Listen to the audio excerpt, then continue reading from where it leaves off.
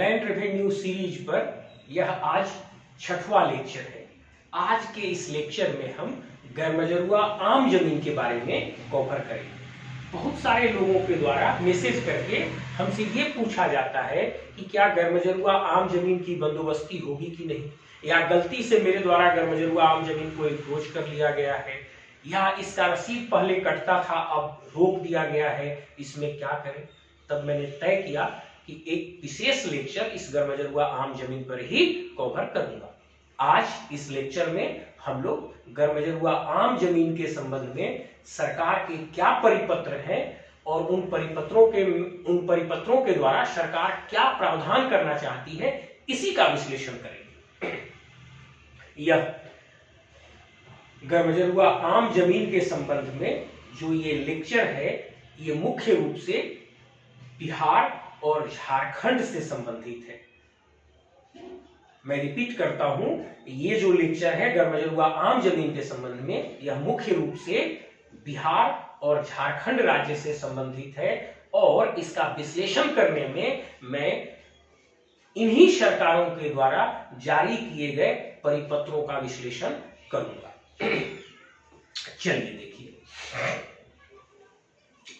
सबसे पहले तो ये समझ लीजिए कि गैरमजरूआ आम जमीन क्या है। हम ये पहले ही बता चुके हैं कि सरकार की वैसी जमीन जिसका उपयोग सामूहिक रूप से पूरे समुदाय के द्वारा किया जाता हो, जैसे सड़क, बाजार, पूजा स्थान, शमशान घाट, ये इस प्रकार की प्रकृति के जो जमीन है जिसका पूरे समाज के द्वारा सामूहिक उपयोग किया जाता है, उसी को गैरमजरूआ आम जमीन कहा जाता है और खतियान में उस जमीन को गैरमजरूआ आम जमीन के नाम से ही दर्शाया जाता है।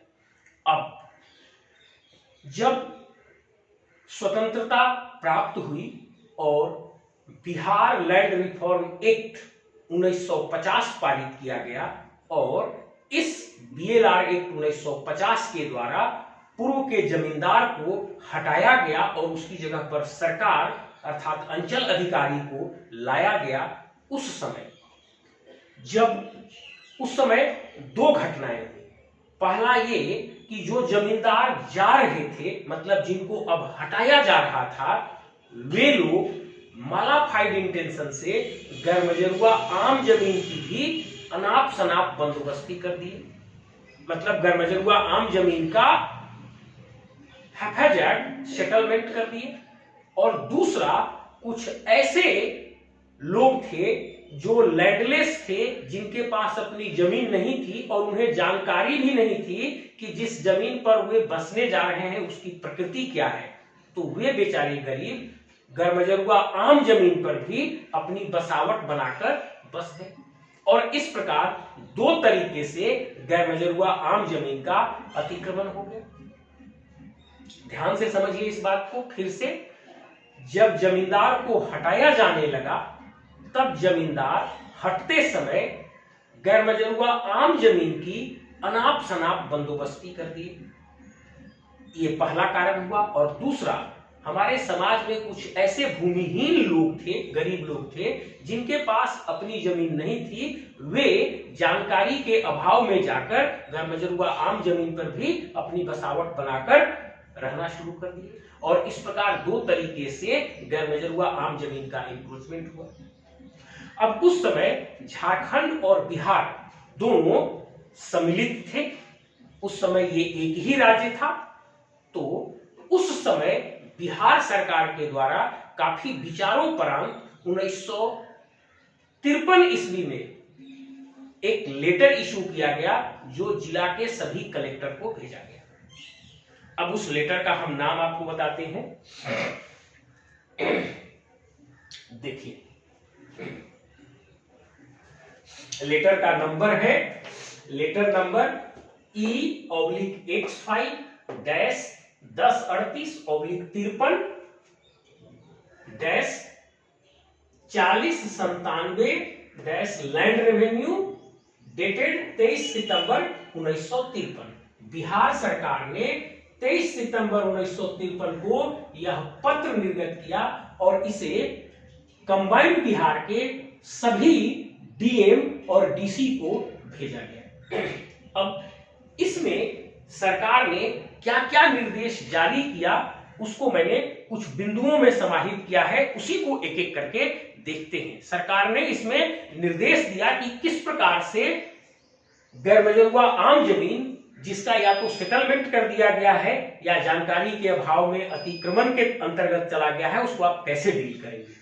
देखिए, जो सबसे पहला है, इस परिपत्र में यह कहा गया कि यदि गैरमजरूआ आम जमीन का कोई बहुत छोटा सा टुकड़ा हो, उसको किसी रैयत ने आबाद किया हो, उसको आबाद किया, खेती के लायक बनाया, और बगल में उसकी जो अपनी रैयती जमीन है उसके साथ मिला लिया हो, और जमींदार ने उसको सेटल भी कर दिया हो, और सेटल करने के बाद उस गैरमजरूआ आम जमीन का रेंट उसके रैयती जमीन के रेंट के साथ जोड़ भी दिया हो, तब इस परिस्थिति में सरकार ने कहा कि इसको लीगलाइज कर दिया जाए। ध्यान से समझिए एक एक बात को, कुछ भी मिस करिएगा तो फिर आप मिसकंसेप्शन में चले जाइएगा। ध्यान से समझिए, पहला क्या है, जमीन का छोटा सा टुकड़ा हो, उसको किसी किसान ने आबाद किया हो, और आबाद करने के बाद उसी के बगल में अपनी कुछ रैयती जमीन हो और उसके साथ उसको मिला लिया हो। अब आउटगोइंग जमींदार ने उस जमीन की बंदोबस्ती कर दी हो, और उस गैरमजरूआ आम जमीन का रेंट भी उसके रैयती जमीन के रेंट के साथ मिक्स कर दिया हो। अगर ये 5 चीजें हैं तो इसको गवर्नमेंट ने कहा कि छोड़ दीजिए। रिपीट करता हूं आपकी याद के लिए, जमीन का छोटा सा टुकड़ा हो, रैयत अर्थात किसान के द्वारा उसको आबाद किया गया हो।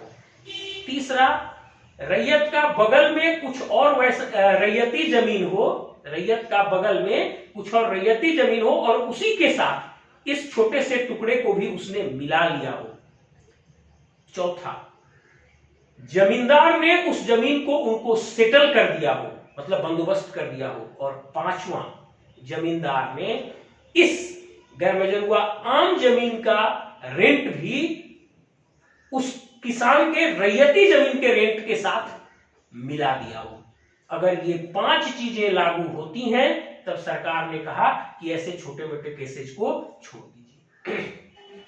अब दूसरे केस में आइए। दूसरा केस है, बड़े जमीन की बंदोबस्ती कर दी गई हो और समुदाय के अधिकार पर नकारात्मक प्रभाव पड़ता हो।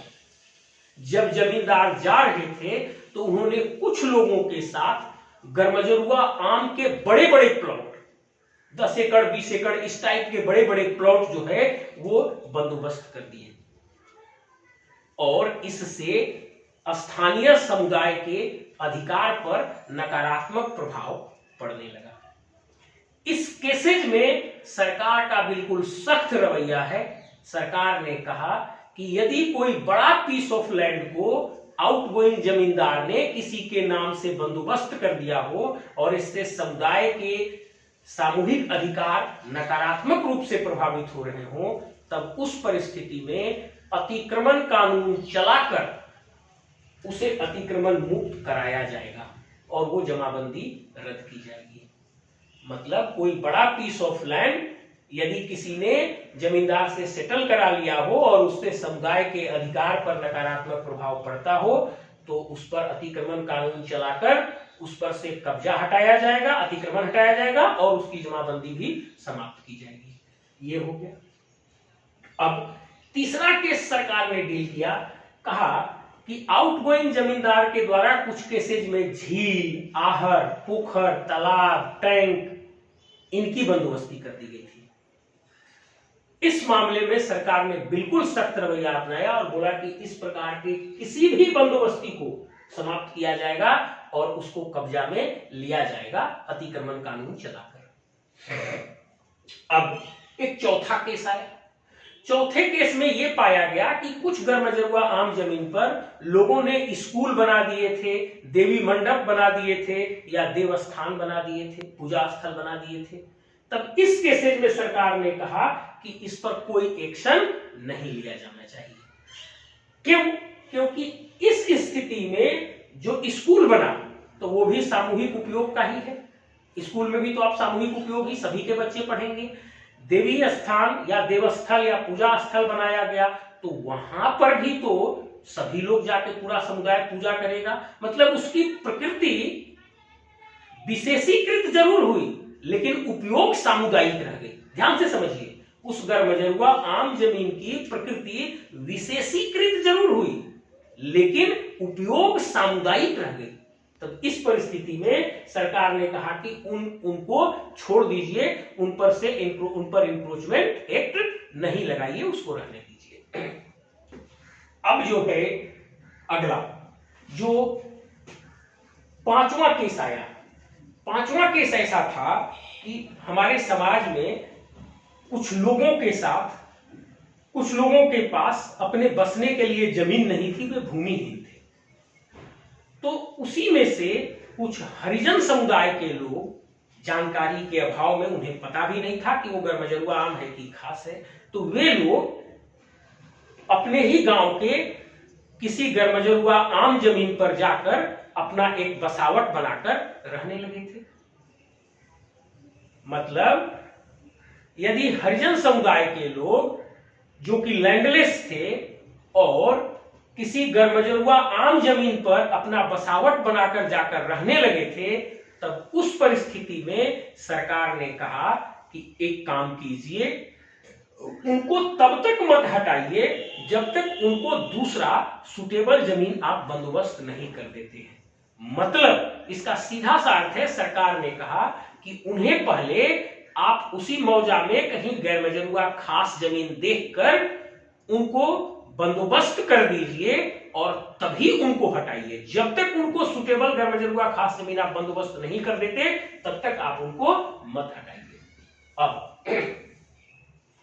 एक छठवां बिंदु जो इसमें डील किया गया, सरकार ने कहा कि यदि कोई अतिक्रमण छोटा सा हो, छोटा सा जमीन का टुकड़ा हो, दूसरा वो अतिक्रमण बहुत लंबी अवधि से चला आ रहा हो, तीसरा वह अतिक्रमण की शुरुआत तब हुई जब उसकी प्रकृति गैरमजरूआ आम से परिवर्तित हो चुकी थी। मतलब उसका सामुदायिक उपयोग तब नहीं हो रहा था, उस समय वह जमीन अतिक्रमित हुई।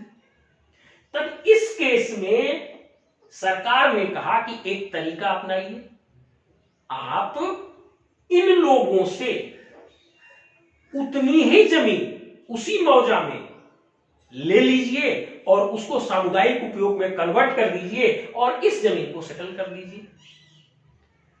अब इस पूरे विश्लेषण को जब आप देखेंगे तो आपको यह स्पष्ट पता चलेगा कि गैरमजरूआ आम जमीन के मामले में सरकार का रुख बिल्कुल ही स्पष्ट है और वो लगभग यह स्पष्ट है कि आप गैरमजरूआ आम जमीन का सेटलमेंट नहीं कर सकते, और यदि सेटलमेंट कर भी दिया गया है तो या तो उस जमीन को वहां से ले लेना है अतिक्रमण कानून चलाकर, या उसके बदले में कोई जमीन ले लेना है, लेकिन गैरमजरूआ आम जमीन व्यक्तिगत सेटलमेंट या अतिक्रमण में नहीं छोड़ा जाएगा। आप इन 6 बिंदुओं का फिर से विश्लेषण कीजिए, आपको बहुत स्पष्ट हो जाएगा। जो पहला केस है हम इसको छोड़ देते हैं, बस यही एक पहला केस है जिसमें कहा गया है कि गैरमजरूआ आम जमीन का कोई एक छोटा सा टुकड़ा हो जिसको किसान ने आबाद किया हो और अपने बगल की जमीन में मिला लिया हो, उसमें भी जमींदार ने उसकी बंदोबस्ती की हो और उसका रेंट भी रैयती जमीन के साथ मिला दिया हो। ये 5-5 शर्तें जब पूरी हो गई हो तभी जाके सरकार ने यहां पे कंसीडर किया कि ठीक है, छोटा मोटा जमीन है तो छोड़ दो, किसान ने आबाद किया है तो। बस यही एक जगह है और उसमें भी 5 शर्तें लागू हैं जो बहुत आसानी से नहीं है। ये 5 शर्तें मीट करना इतना आसान नहीं है, तो इसलिए ये नहीं समझ समझना है कि ये भी चीज आपके बहुत हक में चला गया, नहीं, ये 5 चीजें जब आप मीट करिएगा तभी जो है वो आपका हो पाएगा। अब हम इस बिंदु को छोड़ देते हैं, अब बाकी के हम 5 बिंदु पर आपसे फिर डिस्कशन करते हैं। देखिए, बड़े जमीन का टुकड़ा जिसको जमींदार ने बंदोबस्त कर दिया और समुदाय के अधिकार पर नकारात्मक प्रभाव पड़ा, उसको हटा देना है, मतलब उसको उस जमीन को वापस ले लेना है।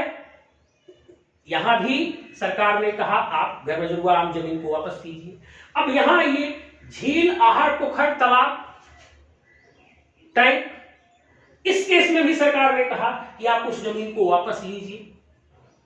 अब आइए स्कूल, देवी स्थान आदि, तो इसमें उपयोग की प्रकृति कहां बदली, केवल वो विशेषीकृत हो गया कि कहीं पे पढ़ाई होने लगा, कहीं पे पूजा होने लगा, लेकिन पढ़ाई या पूजा पूरे समुदाय के लोग करते रहे, तो ये गैर मजरूआ आम की गैर मजरूआ आम ही रह गई, एक तरह से उसका उपयोग सामुदायिक ही रह गया। अब यहां भी देख लीजिए आप, स्पष्ट हो गया सरकार का रूप।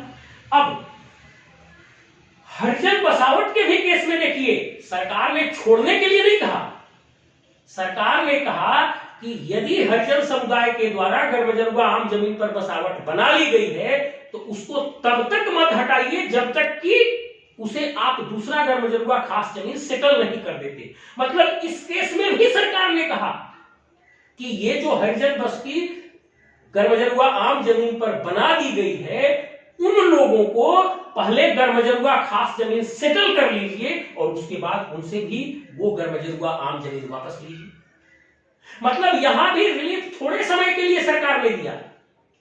क्या कहा कि यदि हरिजन बसावट बना ली गई है तो उनको उसी मौजा में सुटेबल गैर मजरूआ खास जमीन पहले बंदोबस्ती कर दीजिए और तब उनको वहां से हटाइए। यहां भी आपको गैर मजरूआ आम जमीन छोड़ने की ही बात कही गई है। अब अंत में आइए, यदि सामान्य वर्ग का कोई व्यक्ति है, सामान्य वर्ग का कोई व्यक्ति है और उसके द्वारा किसी छोटा सा गैर मजरूआ आम जमीन, कोई छोटा सा गैर मजरूआ आम जमीन बहुत लंबी अवधि से अतिक्रमित कर लिया गया हो, और अतिक्रमण तब किया गया हो जब उसका प्रकृति बदल गया हो, अर्थात वो गैर मजरूआ आम से उसकी प्रकृति बदल गई हो, तब उस केसेज में सरकार ने कहा कि उस व्यक्ति से उसी गांव में दूसरा जमीन ले लीजिए। यहां भी सरकार ने आपसे उसके बदले जमीन छोड़ने की ही बात कही है। अब इसका मैं एक उदाहरण बताता हूं। मान लीजिए गांव का कोई एक छोटा सा गैर मजरूआ आम जमीन है, उस पर बाजार लगता हो या कुछ छोटा सा कोई सामुदायिक काम होता हो, मान लीजिए। अब उसकी प्रकृति बदल गई, वहां पर बाजार नहीं लगने लगा या उसका सामूहिक उपयोग अब नहीं होने लगा।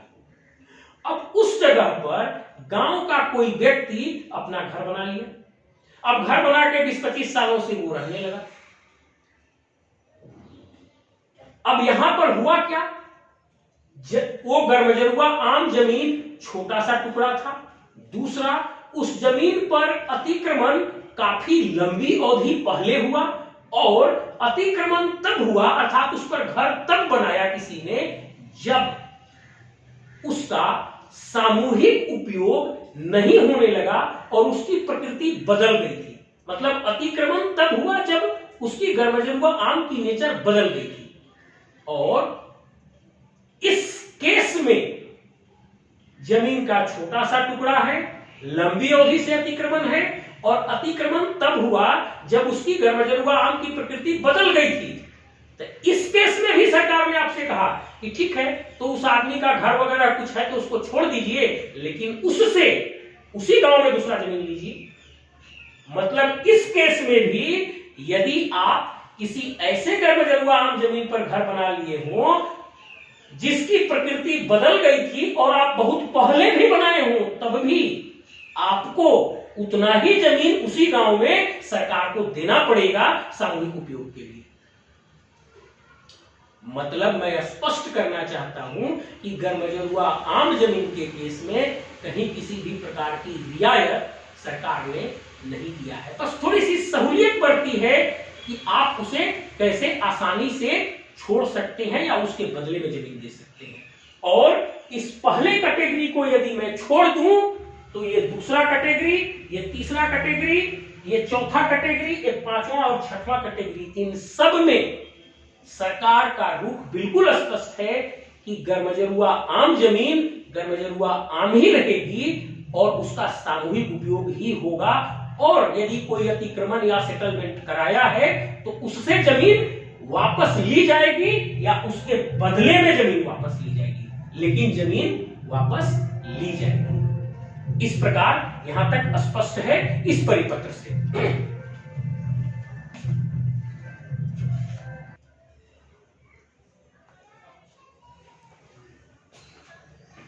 अब देखिए, सरकार ने एक दूसरा परिपत्र जारी किया और इस परिपत्र का उद्देश्य ही था settlement of land for home stead purposes.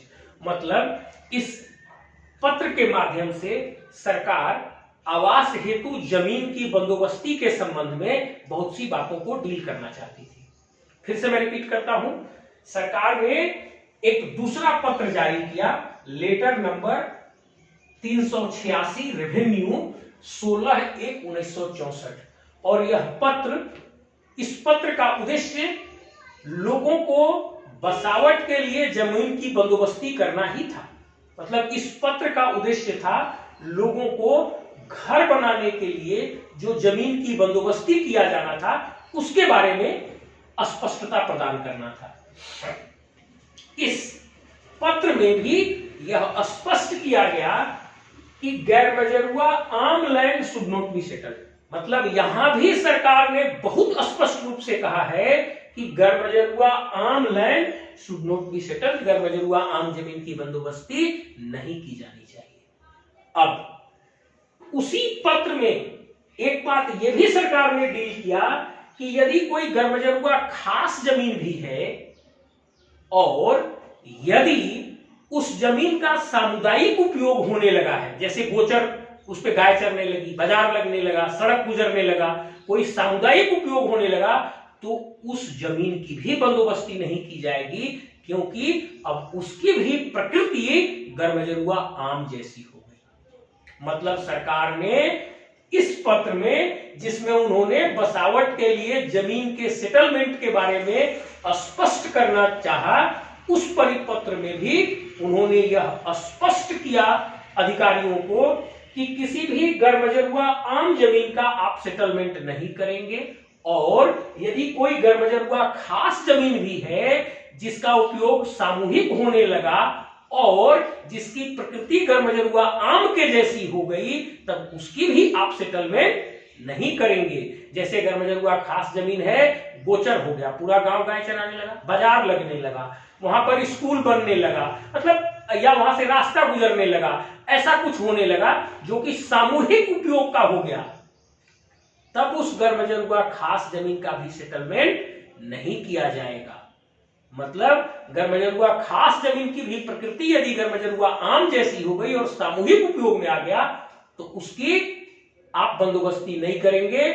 जैसे वह जमीन गोचर हो गया, बाजार लगने लगा, सड़क गुजरने लगा, ऐसा कोई जमीन है हो गया, तो उस केस में गर्मजरुआ खास की भी बंदोबस्ती नहीं की जाएगी। मतलब यहां भी आपको काफी स्पष्ट है कि गर्मजरुआ आम जमीन की बंदोबस्ती तो नहीं ही की जाएगी। यदि खास की भी प्रकृति आम जैसी होने लगी तो उसकी भी बंदोबस्ती पदाधिकारी लोगों को नहीं करना है।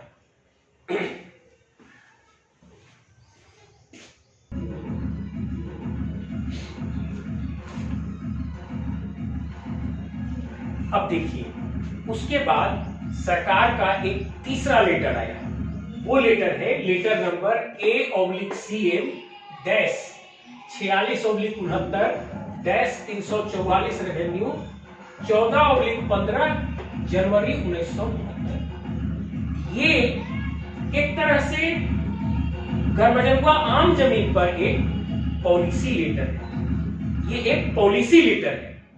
इस पॉलिसी लेटर के माध्यम से सरकार ने स्पष्ट करने की कोशिश किया कि गर्मजरुआ आम जमीन के संबंध में सरकार के क्या अधिकार हैं। देखिए, जब जमींदारी का उन्मूलन हुआ और जमींदार चले गए, और जमींदार की जगह पर सरकार आई, तब उस समय एक प्रश्न उठाया गया और वो प्रश्न था कि जब आउटगोइंग जमींदार को गरमजरुआ आम जमीन के बंदोबस्ती की शक्ति नहीं थी, तब जमींदार के जगह पर आई सरकार को भी गरमजरुआ आम जमीन के बंदोबस्ती की शक्ति होगी या नहीं। तब इस विषय पर सरकार के द्वारा प्रॉपर विचार किया गया और एक तरह से एक नीतिगत पत्र जारी किया गया। यह पत्र जो है additional secretary land revenue and land reform department Shri SK. Chandra के द्वारा निर्गत किया गया था और ये सभी डिस्ट्रिक्ट कलेक्टर्स को भेजा गया था। इस पत्र के द्वारा यह स्पष्ट किया गया कि गरमजरुआ आम जमीन के बंदोबस्ती के संबंध में सरकार के पास क्या शक्ति है और यह एक पॉलिसी लेटर है। ध्यान से देखिए, इसमें सबसे पहले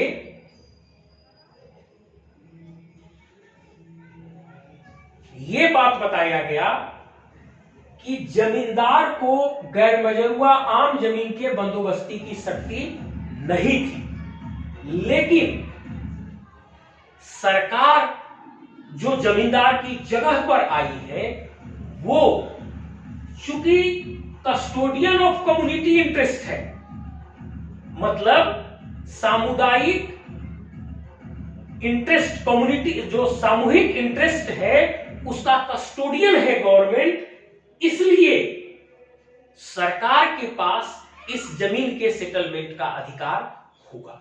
मैं फिर से रिपीट करता हूं, ध्यान से सुनिएगा। यह गरमजरुआ आम जमीन के बंदोबस्ती के संबंध में एक पॉलिसी परिपत्र है, नीतिगत पत्र है। इसके माध्यम से पहली बात यह कही गई कि जमींदार को गरमजरुआ आम जमीन के बंदोबस्ती की शक्ति नहीं थी, लेकिन जब सरकार आई तो चूंकि सरकार आम जनता के कम्युनिटी इंटरेस्ट की कस्टोडियन है, आम जनता की भलाई की रक्षक है, इसलिए सरकार को गरमजरुआ आम जमीन के बंदोबस्ती की शक्ति होगी। लेकिन सरकार भी बंदोबस्ती तब करेगी, सरकार भी यह बंदोबस्ती जनता के वेलफेयर में करेगी और उससे लोकल पब्लिक को असहूलियत नहीं होना चाहिए। मतलब सिंपल शब्दों में यह है कि सरकार को गरमजरुआ आम जमीन के बंदोबस्ती की शक्ति होगी, लेकिन यह बंदोबस्ती आम जनता के वेलफेयर के लिए किया जाएगा और इससे लोगों को असहूलियत नहीं होना चाहिए। अब यहां पर भी कुछ शर्तें लगाई गई और वे शर्त पूरी होनी चाहिए, तभी सरकार उसकी बंदोबस्ती करेगी। अब वो शर्त इस प्रकार है।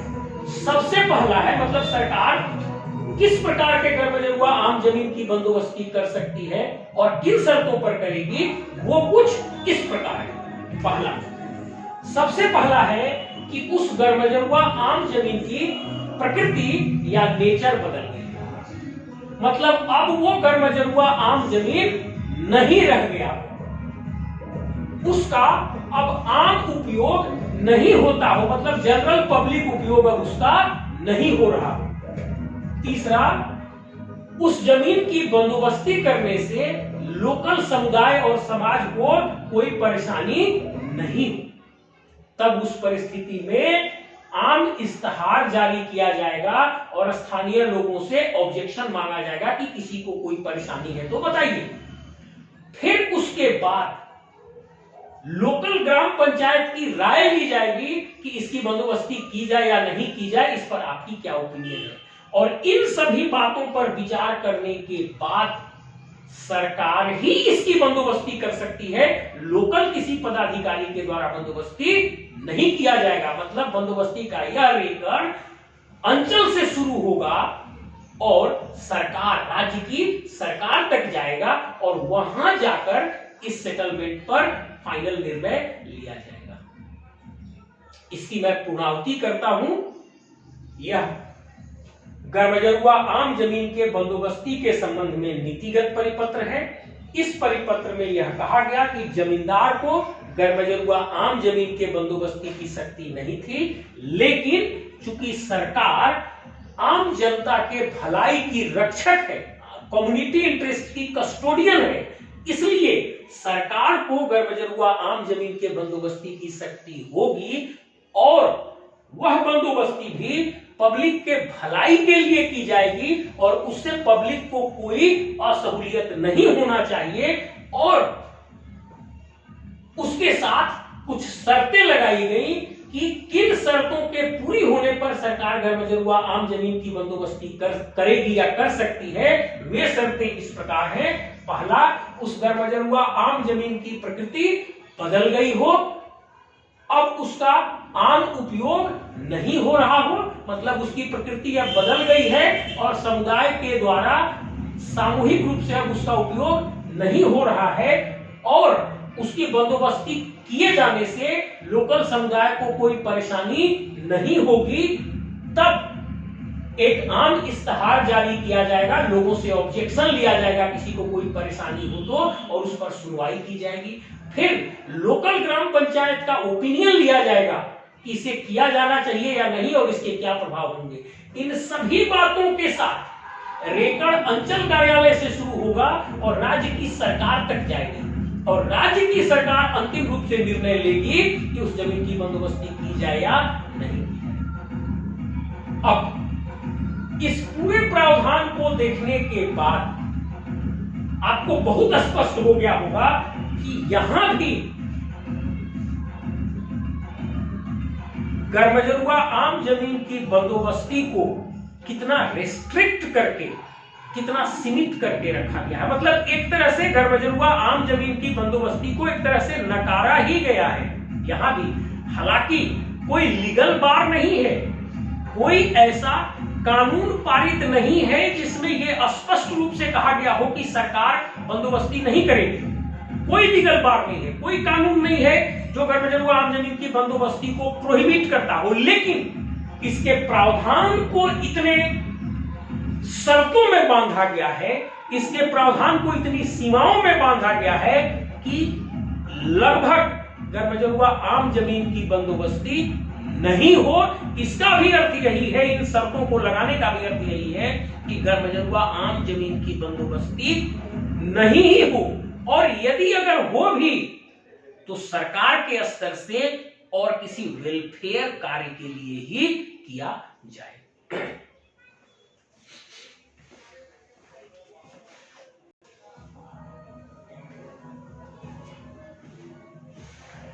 इतने डिस्कशन के बाद मेरे समझ से आपको काफी स्पष्ट हो गया होगा कि गरमजरुआ आम जमीन के संबंध में क्या प्रावधान है, सरकार की क्या नीतियां हैं और सरकार की क्या शक्तियां हैं। अब इस क्लास को यही समाप्त करते हैं। अगर पूरा क्लास देखने के बाद आपको लगे कि यह आपके लिए उपयोगी है, तब मेरे प्रयास को पुरस्कृत करने के लिए आप इसको लाइक कीजिए और सब्सक्राइब करिए, शेयर भी कीजिए। और यदि आपको लगता है उपयोगी नहीं है तो डिसलाइक भी कीजिए ताकि मैं इसमें सुधार करूंगा। Thank you.